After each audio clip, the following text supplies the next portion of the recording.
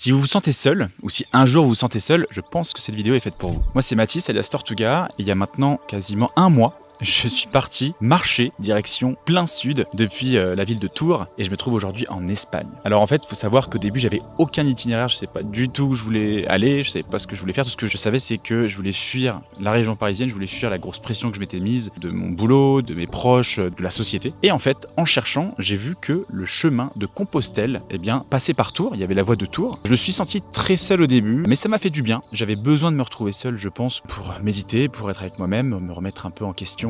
Moi et toute ma vie entre guillemets. Mais la solitude a fait que quand je suis arrivé à Bordeaux, j'ai décidé de prendre le train et d'aller à Saint-Jean-Pied-de-Port qui est la destination finale du Saint-Jacques-de-Compostelle. Et ça fait maintenant 8 jours que j'ai démarré depuis Saint-Jean-Pied-de-Port. J'ai rencontré plein de monde sur la route et en fait dès le premier jour dans l'auberge où vous allez dormir, on vous met donc dans un dortoir avec plein de monde, donc c'est un peu bizarre au début surtout quand on a l'habitude de voyager seul. Et dès le soir en fait on mange tous ensemble autour de la table, donc on fait connaissance avec tout le monde, on prend le petit déjeuner ensemble et puis on se recroise, on recroise quelques têtes connues pendant le chemin, puis à la deuxième étape, on recroise les mêmes personnes, etc. Et donc ça forge quelques amitiés. J'ai marché plusieurs jours avec un Francesco qui était un Italien, et au bout de 2 jours, je me suis senti que quand même j'aimais marcher seul, donc j'ai décidé de continuer à marcher seul, et juste on se retrouvait le soir. Et une semaine après, eh bien, eux ont décidé de se lever très tôt pour faire une grosse étape. Moi, j'ai voulu faire une plus petite étape aujourd'hui, et en fait, donc on s'est plus ou moins séparés. Et donc c'est un peu la beauté de ce truc-là, c'est-à-dire que on fait des rencontres éphémères assez puissantes, et puis on se détache et puis on refait des rencontres, etc. Et donc si un jour effectivement vous vous sentez seul, je vous donne qu'un conseil, prenez un train, allez à Saint-Jean-Pied-de-Port et démarrez le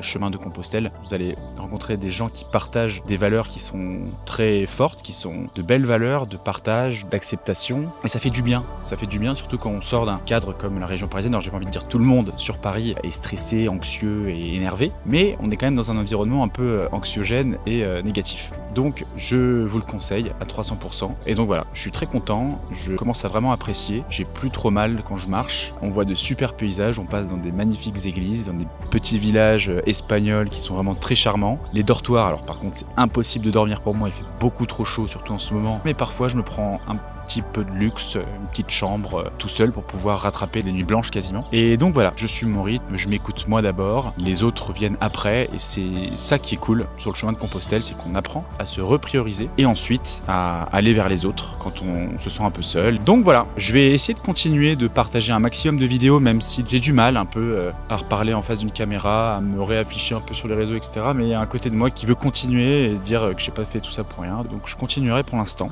En tout cas, n'hésitez pas à me dire en commentaire ce que vous pensez de ce que je publie en ce moment. Ça me fait du bien de vous lire aussi, et puis on se dit à très vite.